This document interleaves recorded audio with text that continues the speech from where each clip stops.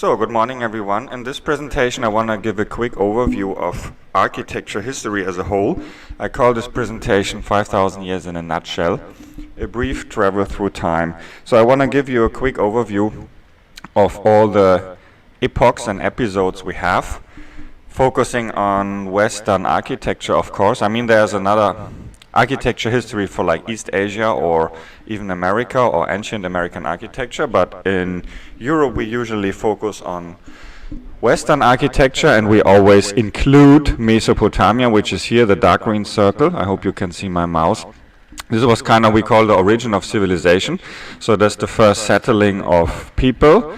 Actually, not precisely, the first one was, now we know, like whereas today Israel, around 9000 before Christ. These are the first cities we find. But I start my timeline here 3500 before Christ, so a bit later. That's the beginning of the Bronze Age. So this is where today's Iraq. And as there's a river, the two rivers, Euphrates and Tigris, and they are we call it like the origin of civilization. And then there are like three what we call high cultures. So we start our presentation here because we call it the origin of civilization, and that's Mesopotamia. Then we have the Egyptian high culture here, that of course is pretty famous because of the pyramids. And then there's another one parallel in island called Crete, and also a bit on the Greece mainland. So we call it the Aegean culture. That's not as famous, but as you see here in my timeline, they kind of were parallel in this region here. They created like cities, so we call it high culture. It's a bit too complicated what that is. So that means if you have like cities where you have like splitting of like workforces. So before, the people live as farmers, and then you kind of do your own work, and in the cities came up because people start to split their workforce. So let's say I do basket for you, and you give me an apple, something like that. Or I manufacture like the tools you need for farming, and you give me I don't know, a bag of corn or rice or whatever. So and with the splitting of the workforce, the cities come up, and with the cities come culture, also in terms of architecture, but also in religious rites and so on. So high culture means basically start with the workforce, and then we have the cities. So we have these three high cultures here. Mesopotamia, the second one not so famous, the Aegean, and in Egypt parallel in the so-called Bronze Age. And the Egyptian one had like three peaks: the old, the middle, and the new kingdom or empire. And the other one were more or less like constant.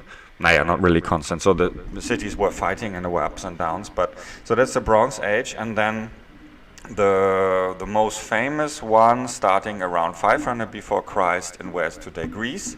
So the Greece antique architecture. And then the Romans invaded Greece, or Athens, and took many of the elements. And the second is here, where's today Italy, the Roman high culture, around, let's say, the year 0, but it was quite long, from let's say 300 something before Christ. I forgot when exactly they invaded Greece. And then they came down around 300 something after Christ, the Roman Empire, and its shift to kind of where's now Europe. And there we have these famous culture that we know, starting with the Middle Age architecture. We call it like Romanesque architecture, and then of course the Gothic architecture, which is famous mainly in Germany and France, whereas today Germany and France. And then it starts with the so-called modern era, or let's say modern era, with the Renaissance, Baroque, Classicism, and so on. I will go through that briefly later. That's where's today Europe, basically, mainly. So that's the overview here. You see the timeline and the map. And here I zoom in on because I start with these three high cultures. So around 3500 is the early cities in Mesopotamia. It starts with that. So I have like 1 or 2 slides each. So just a quick overview, and then we go in the detailed episodes later. So this is a pretty long. I write here 3500 before until 500 before Christ. Of course, it was ups and downs and many cities. Famous one is Babylon, but that was also had like 2 peaks, but it was pretty late in that period. And then there are other cities on the, I show you the detailed map of Mesopotamia in another lecture. So, and here's like a reconstruction of a living house, how it probably have looked. Of course, it's not the original photo from that time. And so you have like already cities, as I said, and you see on the left, like more or less straight walls made of first clay probably, and then adobe. Adobe is actually clay, like a company. It is clay that is like dry in the sun. So the development was people first build of clay, then they make bricks of clay, like blocks, and then they found out they become hard when the sun shine on the building. So they dried the clay in the sun, and it became what they call adobe. And then they found, oh, if the sun works so well, we can also burn it in an oven. And they got the idea this is how bricks are created. So that's basically clay heated in the oven and then become hard. So these buildings on the photo, I don't know, but they start with the clay, then adobe, and then the brick building. So they had these cities made of later bricks, and you see the ceilings were wooden, or, now I don't know the English term for that, these kind of growing, like wooden stuff growing near the water. What's the English term? I forgot. So you see this here on the floor and the ceiling. So that's how they were created. Very basic, but functional cities. And then they have these representative religious buildings already. On the right side you see an example. The famous Tower of Babylon from the Bible is also one of these. It's actually not a pyramid. It has nothing to do with a pyramid, because a pyramid from Egypt is a grave monument. That's basically a grave covered with a big representative building. The so-called ziggurat on the right side, you see there, is basically a temple that you see there on the top here with the small arc. A temple that's over the period of time lifted. So first there were temples, then there were temples on a hill, and then they built this hill artificially and they built it higher and higher again. So this what you see is so-called ziggurat. In the center of the city were these religious buildings. Funny enough, the early high cultures had religious rites already, and they had also monarchic structures, so they usually have a king, and they even had monks. So it's like the Middle Age society. So they were organized not democratically. They had a leader, usually a king, and some aristocratic people probably, and religion. So they also had religious sacrifices, and religion already like around 3000 before Christ. So nothing with atheism and democracy like nowadays. And this is an example of a nice ziggurat. I think this is in Babylon even. I forgot where the photo come from, or another city. And the Tower of Babylon from the Bible was probably a ziggurat under construction that the Bible talks about. So, and that's not a pyramid because it's a temple lifted over the period of time higher and higher and higher on these stepped. So it looks like a stepped pyramid as we found it in Egypt too, but there's another origin. It's a temple on a hill and not a grave monument. So Mesopotamia. The Aegean is not so famous. I find it sad because I really like that architecture, because it's a reconstruction of the facade on the left. So that's how with these colorful columns that are like inverted, so they are slim on the bottom and large on the top, which is the only case probably it was created like that, so like inverted. And you see already the development of the entablature here, similar as it will be in Greece later, with the architrave here, and like a frieze zone, which is very basically ornamented with the circles. And then, so the main structure of the entablature here on top of the columns is already like, you see, like a predecessor of a Greek architecture, and the columns have no base.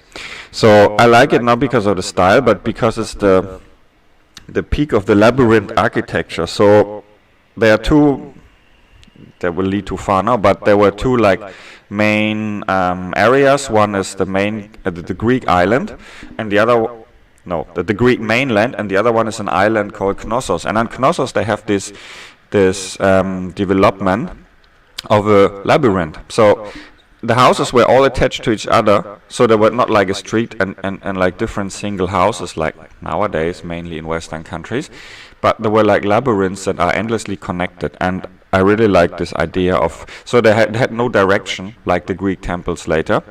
They were without direction and actually pretty close to what happened in 20th century in modern architecture. For example, Mies van der Rohe, he built like undirected architecture, partly in his sketches at least, and the famous pavilion in Barcelona. The German pavilion in Barcelona, 1929, Mies van der Rohe, also has like no direction. So it's the origin of it is in the so-called Aegean architecture in where's today Greece. Knossos is an island belonging to Greece nowadays, if I'm right. And so the Egyptian architecture is probably the most famous. You see these three large pyramids. These are of Gizeh. Actually, the large pyramids were only built in the so-called Old Empire around, I think around 2700 before Christ.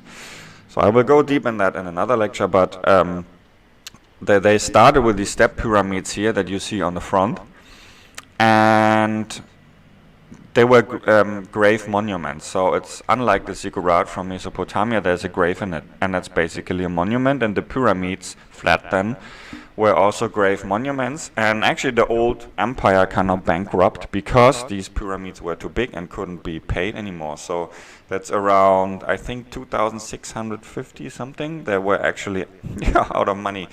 So that's why the so-called old empire came down in Egypt. And then there's a middle and a new, but they don't have the big pyramids. They're actually around 2700. These, for example, in Gizeh, they were only in a very short period of time. But what I like about Egyptian architecture is a contrast of very abstract thinking. You see that in the pyramids, but also on the picture on the right, abstract in the terms of geometrical, and then I have a contrast of very fine ornament. You see this here on the columns on the right, but better on that second picture. This is a pretty small temple or shrine or whatever. And you see this abstract geometric overall shape, and you also see it's untectonic. So there's no, the architrave is not worked out tectonically as it was in the Aegean example. It works as a frame, as it will be done again in 21st century. Mainly in the 1980s, they did this undirected, but also before 70s and 80s, like Aldo Rossi, he built this undirected, so it has like no tectonic elements in the terms of columns and architrave. And they had it already here in Egypt, and then they add these very fine floral ornaments on additionally, and you see also the columns are worked out untectonically with these floral these are palm leaves, stylized palm leaves. So it's a contrast of abstract geometry which like indicates like abstract thinking, which is a part of like intelligence at all, and then with the contrast of these very floral ornaments coming from flowers. I love it. So this contrast, that's specific for Egyptian architecture. So, and then we move to the famous one, which is like, seen as a early high culture, but as I said, we have three other famous high cultures before already, or important ones. So in Greece, the main thing was this coming up of democracy, which is always like referred, right? Democracy nowadays refers to Greek still. And yes, it came up there in the cities. I will explain in the Greek lecture why it came up and how, but it didn't come up because we say, oh, let's do democracy. It actually came out of development of farmers moving to cities. So, and there's no king, and then they say, oh, there's no king, let's decide ourselves. So kind of, it was not that they overcome a monarchy, it was that they start these polis, the Greek city, by farmers moving to cities and having, now I said it already, and having slaves doing their farm work. And then in the cities, there was no king yet, so they said, oh, let's organize ourselves. So, and the Greek architecture indeed comes out of democracy living. So you see on the right side, in the polis is the name of the Greek city. Like Athens, for example, is a famous one. And there you see on the right side, agora. It's a frame building of the agora, which is the most important part of the Greek city. The agora is where you could discuss about your opinion, basically. So a frame building here on the right side is the original agora, which is now destroyed. And on the left side you see a small town hall. They had this in addition, siding the agora, people discussing and debating, and then deciding what they want. And of course, here you have a temple, the most famous one. I will go deep into it in another lecture about Greek architecture. So this is what it's famous for, right? And this is also the inspiration for a Renaissance. So first of all, the Roman architecture too, then the Renaissance, and even the Classicism and 20th century Classicism too. these temples. And then the Roman Empire invaded Greece, now I forgot the exact year, and import their elements and mixing them with the arcs. The arcs that you see on the left side on the famous Colosseum in Rome. The arcs were actually invented, so the Greek didn't know the arc, they just know the horizontal architrave, like here, horizontal elements standing on a column. The arc was invented in Etruscan culture.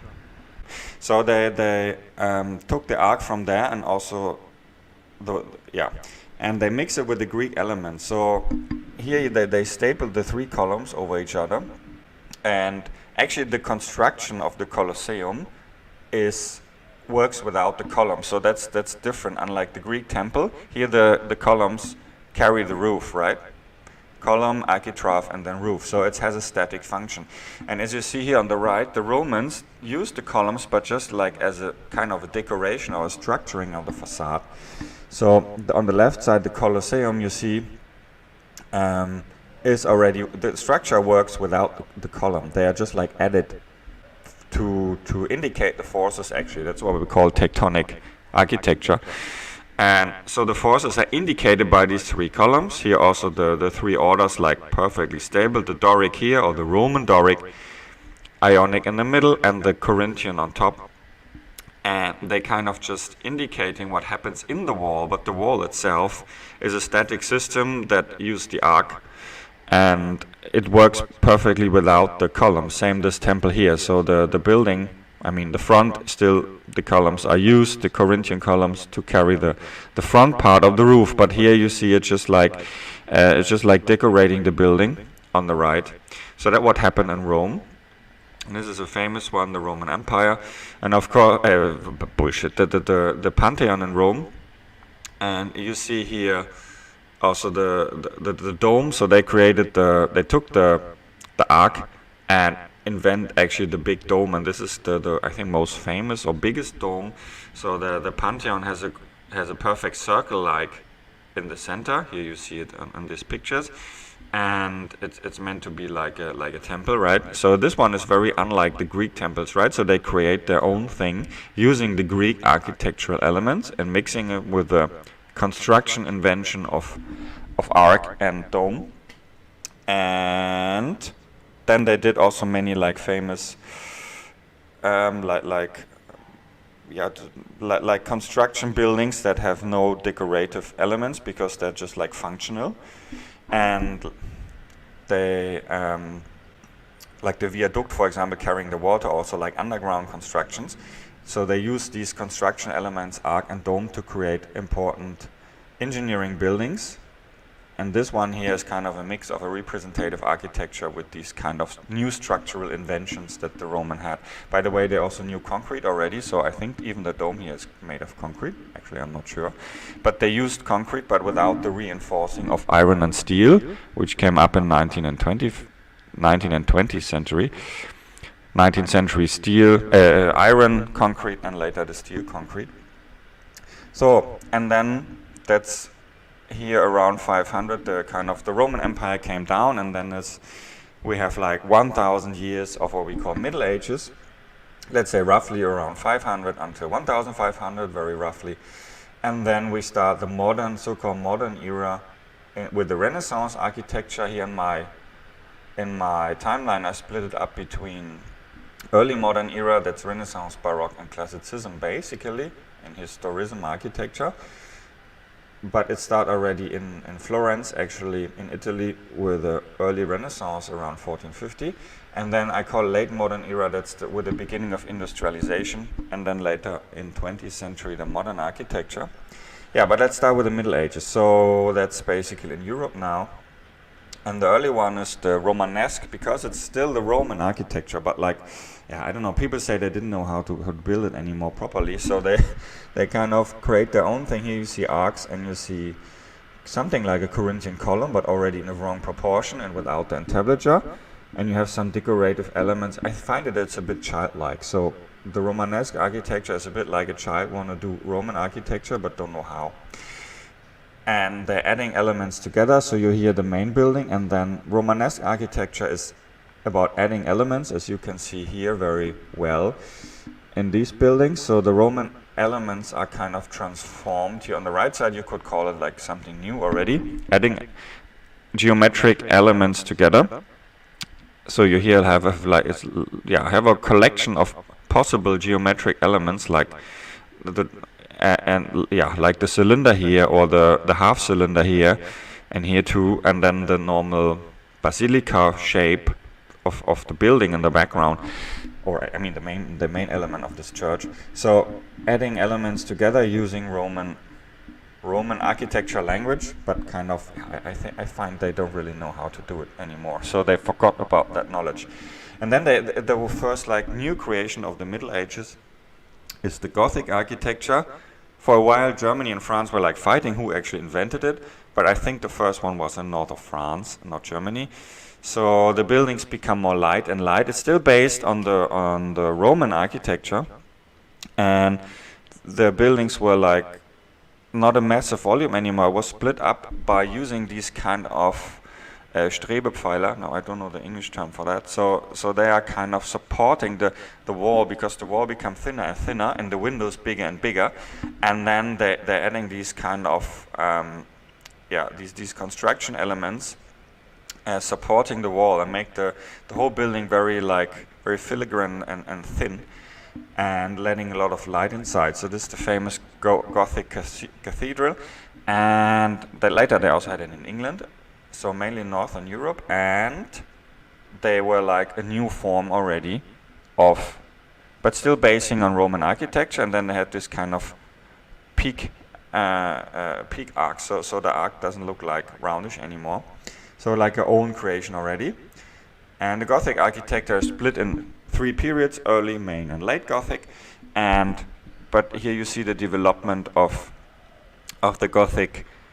So they kind of combine elements together and merging that. So you see here a small travel through that Gothic. The early Gothic has like 1, 2, 3, 4 kind of stapled elements in the inner facade of the church, and then it become like one big in the end in the high Gothic. And actually the late Gothic combine these complex structures again to like one big building, and ending up actually like the Renaissance you see later in the late Renaissance, like thinking building as a whole again and not as a structure. So it was a move from Romanesque architecture kind of back to what it was before, but like touching these kind of very dissoluted structural Gothic churches in kind of the middle of the Gothic, the high Gothic architecture, which become the most famous.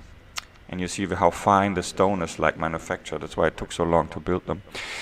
And then we have the early modern period, beginning with the Renaissance around 1450. Here I show already the high Renaissance, which is your famous Palladio building. And in my Renaissance lecture I show the early Renaissance buildings like Brunelleschi, for example, which look pretty Middle Ages. But this is already like a development from the early Renaissance to Palladio. Palladio is high or late Renaissance. And you see here that they wanted to create the perfect plan or the perfect building and the perfect layout. So this one is like a villa on the countryside. Palladio villas are all around like Venice, around the city Venice and the countryside, called Venezia or Venezia in Italy. And here you see they want to do like without direction, the perfect villa, using Roman elements or antique elements, here also in the correct proportion of column and tablature, using the antique elements from Roman and Greek architecture, but creating something new. So the Renaissance wanted to kind of build like Roman again, but actually created something new. So here's here a magnificent building in Italy, combining like columns. It's really lovely, I love it. And here's going back to the Roman arc, which I will talk about in my Roman lecture. And here, this is the Basilica in Venezia, I think. It's really lovely how they create something new using the Greek and Roman elements. Here on the right side you see a church like in Mantua, I think it's from Alberti, if I'm right. And so he used the arc elements and the the Corinthian order to create something totally new, which they didn't have in Rome or Greek like that. So they used these elements, wanted to go back to the antique architecture, but create actually unintentionally something new, which was great. So, and then in Baroque something happened. In Baroque, the focus of the architecture shifted from Florence, where it was in the Renaissance architecture, so it came up in Florence, and then the center of the Baroque in Italy is in Rome, actually. So Rome became more important as a city, and it starts around 1600 with the early Baroque, and what I show here is again the high Baroque around 17.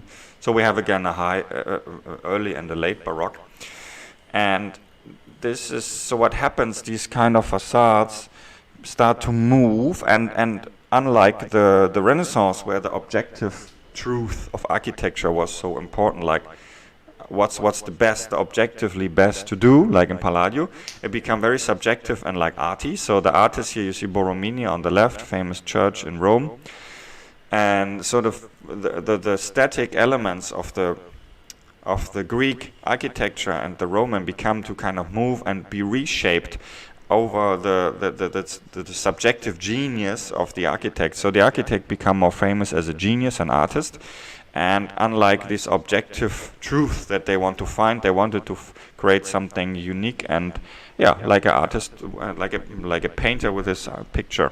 So so the subjective taste or genius of the architect become famous. The most famous architects were Bernini and Borromini. On the left, I think the most famous. Yeah, and you see already another thing happened, that the column start to kind of peek through the entablature. So the elements become more vertical again. You see it here. The entablature is still there in the church of Borromini, but it's like verkröpft now. Again, I don't know the English term. So that means that the column, the vertical force of the column is dominating the horizontal element of the entablature. So the vertical is here the column, right? This is a Corinthian column. And the base of the column is already sticking out. This is the balustrade of the lower order. So the lower order is here, right? And the balustrade is at the same time also the base for the order of the second floor, which is here the Corinthian column. And the entablature of the second floor is at the same time the entablature of the whole building. That's why the roof part is so thick, because it has to close the whole building. And the vertical force of the Corinthian column dominating the horizontal entablature here on top. In the first floor it doesn't, but in the second floor it does. And here it does too, in the other building. And dominating the horizontal. So this is like something they wouldn't have done in Renaissance, because they want the clear logic of the antique architecture, and like Greek and Rome. And here it's kind of creating something new by this vertical Verkröpfung, is the German term for that. I don't know the English term. And it's like changing the whole idea of tectonic, so becoming untectonic. So that means the facade becomes so decorative that the inner forces are not shown anymore, as it was in Roman Renaissance, by the decorating elements of column and entablature. So, and here another buildings, yeah, this is this is Bernini, I think, and on the right side you see the magnificent interiors that they also created like in the same manner, really great. And now we come to Rococo, which is so interesting. It was a very short period, but then what I just explained about subjective genius, like overriding objective truth, which happened in the Baroque compared to Renaissance, becomes so, how you say, so important that also the whole tectonic system was so much dissoluted that even the decorative element gets structural function. So that's what you see here. It's like a magnificent interior of a church. I think this is in Bavaria. So they had Baroque, of course, not only in Italy. It started there, and then they have a famous one in south of Germany, and also in Prague, and then of course France is a different kind of Baroque. So I don't really. That's actually like not this kind of Baroque in France, but of course they have Versailles and other famous castles in France, and also in England they had something. But so south of Germany they had these kind of churches, and in the Rococo they have the greatest one where the static elements, here you see still a column, is like overwritten or with decorative elements, and like still there but have no important function at all. Do I have a no? I have no second slide about that. So that means, and sometimes even the decorative elements like here siding the column get like static functions. So it's like, that's why some people call the Rococo the most modern architecture, because it actually overcome the idea of tectonic and static elements as like perfectly worked out in the Greek temple. So this is kind of the total opposite. The decorating elements have static function, and the columns get sometimes just decorative function. So it's really like, completely switched, like 180 degrees, or it's like totally subjective sculpture, and the logic of the Greek architecture is like totally like not really abandoned, but it's like overwritten by decoration. Yeah, that's Rococo. It was a very short period, and then people have enough of this decoration and they feel like sick. It's like eating candy all the time, right? Without anything in between. So they wanted the real meal again, and they wanted to go back to the classic Greek architecture a second time. So the Renaissance wanted it, and they kind of failed in the terms of creating unknownly something new. And Classicism as again another try to go back to the early Greek architecture, and this time you can say they did it better. So they kind of did it properly. Of course, the Renaissance is also proper, but the Classicism goes even closer to the Greek architecture than Renaissance did. And you see several examples here on the right side. It looks like this is already the front of the Greek temple, although it's the Corinthian order here and not the Doric. And buildings become very pure and clean. So that started after, let's say, actually during the 18th century in France already. So it's not really in the next period, but it was a development starting in the 18th century in France. And then people say become the next generation after Rococo, which is not totally correct, but let's say it was dominating around 1800. And there were even like more modern, this is Schinkel in Germany, more modern abstract designs.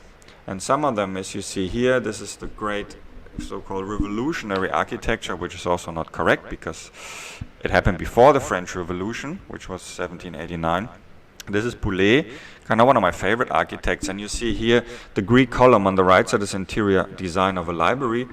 I think he built only 1 or 2 buildings or something, so he had an architect office in France, but mainly published these kind of great drawings and plans. And you see here the column is still existing, but it like became just like one decorative element. No, not decorative. It became like one element out of many, and ruling is this kind of overall geometric shape. Like on the left, the Kenotaph for Newton. It's called, like he admired Newton and designed a grave monument for Newton. On the left, you see how large it is. This is a human, and it's like completely abstract. And people say this is already modern architecture. Like Le Corbusier in the early 20th century was for sure inspired by Boulez, or these kind of abstract volumes without decoration. You find it already around 1800. So this is like built, designed before 1800.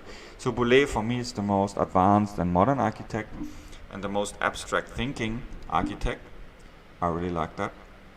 And this is already like modern. And then here this is from a book published by Jean-Nicolas Claude or something Durand. So the book is just called the Durand because he was a teacher in France, in university in Paris, and he taught architecture. He haven't built a lot, but this book you can download it in the internet somewhere for free, or you can buy it.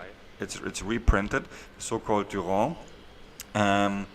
It's like he wanted to, or no, Napoleon actually told him like to create it, to classify different buildings like systematically, and you see here how it's meant to be designed, like already pretty systematic. Here, great. And he actually covered all new building types that they had already around 1800 while Napoleon was ruling France. And Napoleon told him to create like the system to be able to build like hospitals, train stations, and whatever they have. No, not train stations yet, but like big governmental buildings in a very systematic manner. And this book is great, and it's already like modern architecture thinking, like this kind of what Bauhaus also did, standardizing and modelizing, like a modularizing architectural types and elements in the book. The Précis de l'essence sur l'architecture donnée, and it's the whole title of it. And the architect is called Durand, so people know that book, just the Durand. So Google it, it's great, or download it somewhere. Here you see like how systematic like elements are like combined and subtracted. It's like the most logical work on classicist, or no, classic. Yeah, let's say like every architecture goes back to Greece, and is already like a base for modern architecture, modern in terms of like 20th century thinking.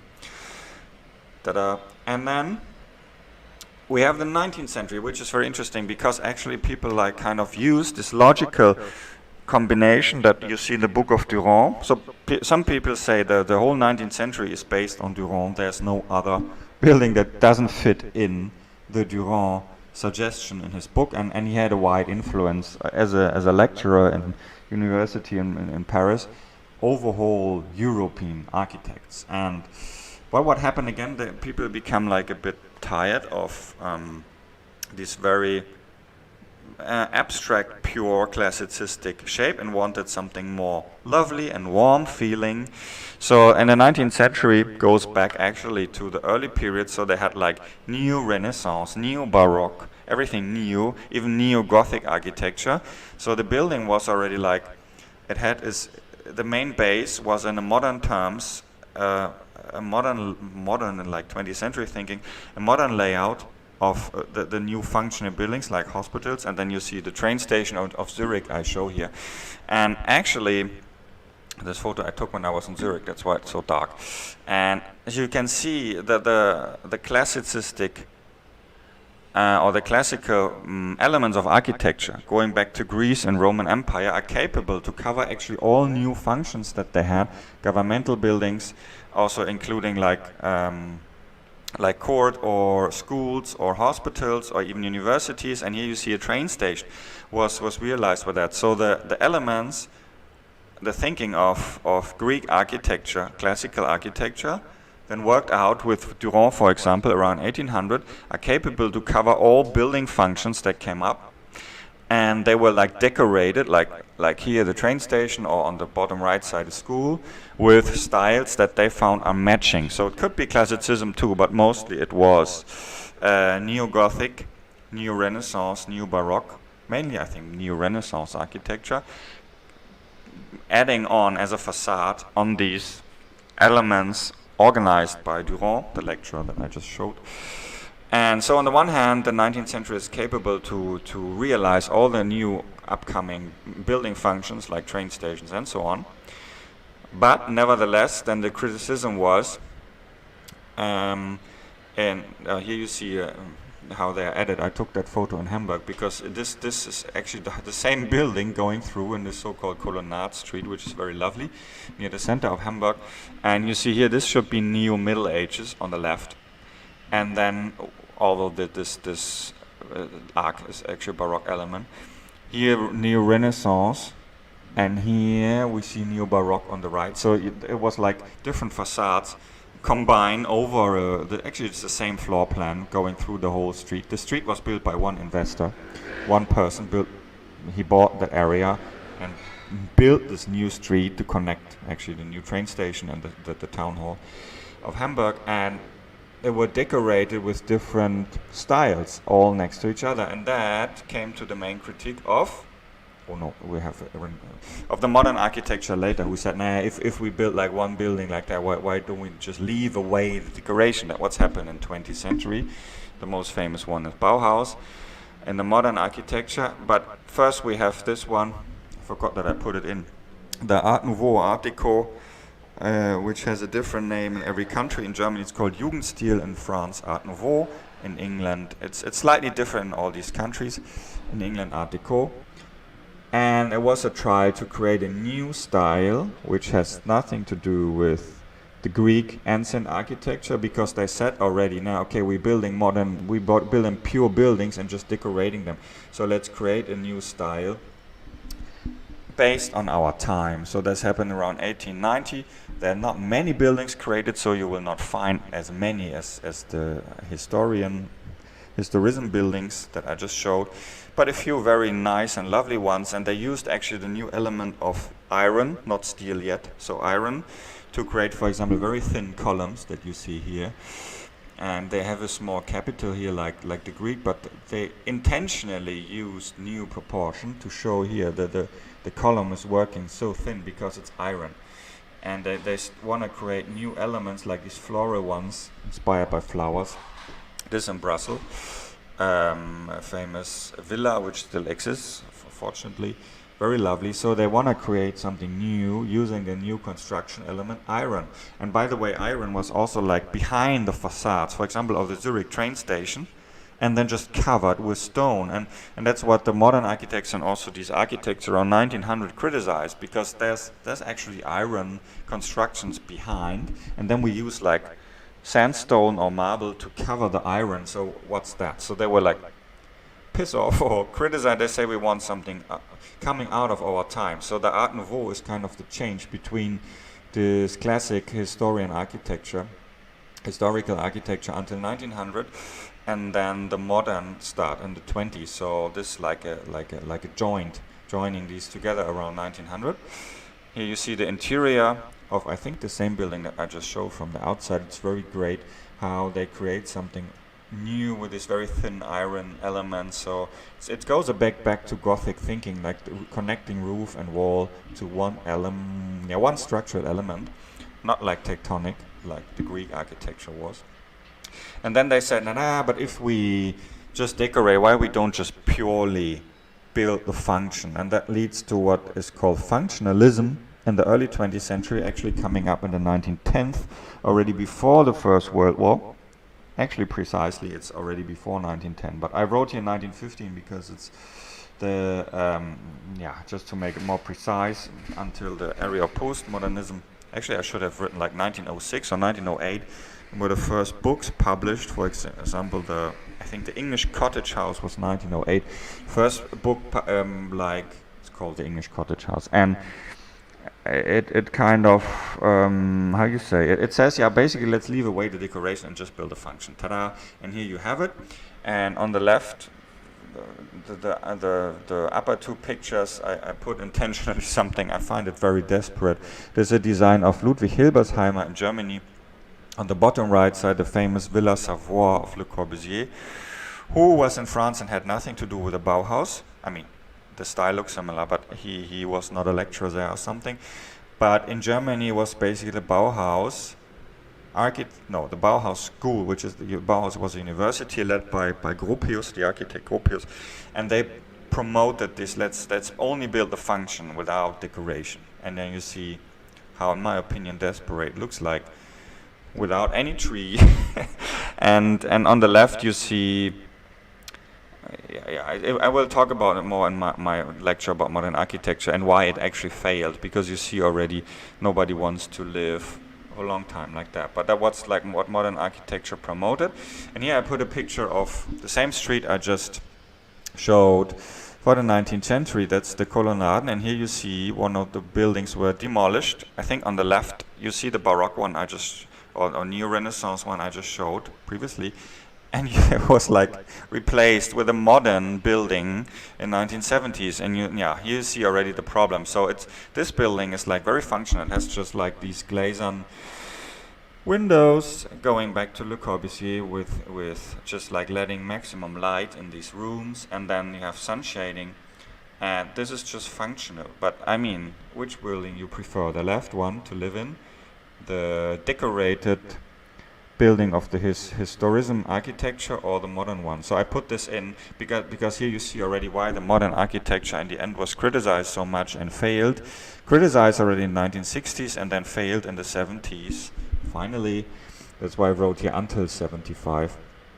And postmodernism come up, and they said, oh, the modern architecture is so cold, and so postmodernism failed also to around like 10-15 years later, and it was not overall. So people still build modern buildings, and now it's like a how you say, like a revival of modern architecture we build now. But postmodernism was a very theoretical idea. Okay, let's do the opposite of modernism. What is it? So I put these buildings here, and this is in London, because this one perfectly like adding all the theoretical statements from postmodern architecture. I think it's James Sterling in London. And so we use classic Greek and Roman elements again, like the arc or the column and the architrave and the entablature here, very abstractly. We use colors. We split up the big volumes into like small volumes again. We design it subjectively. So this building, like from James Sterling, perfectly shows the theory. It's all together. It's color. It's warm color. It's colorful. It has like different. It's broken up in different elements. Like some are a wall, some are like these windows as holes, some are like big glass windows, and use antique elements like here the cylinder, and here too, and the arc. So, ta-da, that's a new architecture, and people think, what? So, and then this kind of joke thinking come in from Robert Venturi in America, and said, let's do like more humoristic, less serious. So on the right side is this kind of Piazza Roman or something it's called. It's in America, and currently I forgot the architect. It's James, is it Turner? I forgot. So he kind of use Roman and make everything, Roman elements make everything act funny, and that was so, okay, this is the curing of the architecture after the failure of modern architecture. But as you see, it was very theoretical, and people, okay, some people like it's warm and colorful and not so cold anymore, but then, what's that, you know? So it kind of came down quite pretty quickly after 10-15 years. And we're ending up on my last slide, I think, for what happened today. In my opinion, but that's not my opinion, is a big like desperate, I mean, because the modern architecture was like a vision, so let's do this. It was like a utopia, right? Let's recreate everything just based on function. And then it was too cold and people don't want to live in it. That's why I show the Ludwig Hilbesheimer designs first. And on the right side, so what do we build today? We built this, on the right side is actually a more or less well done building using at least the grid as a structure in Switzerland. It's a Swiss building. But they're more like, as you can all imagine probably from your memory, you will all remember these totally desperate these big housing complexes without any decoration, nobody wants to live in. So that's the functional architecture we still have, and funny enough, it's still like proclaim as, oh, let's do something functional. Oh, it's so good, let's do functional. Yeah, great. But first of all, the 19th century architecture also functioned, as you can see in the train station of Zurich. The historism architecture functioned very well, and it would function nowadays, but people didn't want to decorate anymore. So without decoration it's also nice, so also not nice, but people become like desperate over that. And on the left you see the other movement, which is like taught in universities nowadays a lot, the blob architecture or whatever. So they say, oh, we have a computer, we could build like these shapes. And this is the famous museum in Bilbao, 1997, actually designed by Frank Gehry. And then nowadays, and then Zaha Hadid and all the other great names did it in the early 21st century. And students from current contemporary architecture universities, I don't know, in the first 4 semester, they always do this blah blah blah blah blah. Oh, my own, I don't know, for me it has like no anything. So it's just like come out of a desperate mood, in my opinion, to create something unique and like an artwork, and then they call it like something in like grabbing attention in the center of the city or whatever. So like how they call it, I forgot that word. So grabbing the attention and creating something like a unique art piece. But I mean, first of all, it's not functional anymore at all. And then on the other hand, so it breaks a bit in two parts what we do nowadays, like these fancy Zaha Hadid or Frank Gehry or other great, more or less great architects who create something very creative with their very great computer. tools, fun. So that's the fun part, and then like 80 or 98% of the architecture production is like functional but totally desperate. And in my opinion, that's also why people who are not architects, so let's say the common people, lost the interest in architecture, because they had to live in something that they actually do not like. And do not tell me that people like to live in these desperate modernist boxes. But they're still building them now because they have a lack of alternative. So it's up to you now, dear students, to think of something great that comes next after this desperate architecture that we have nowadays. Something great and maybe real. Yeah, thank you.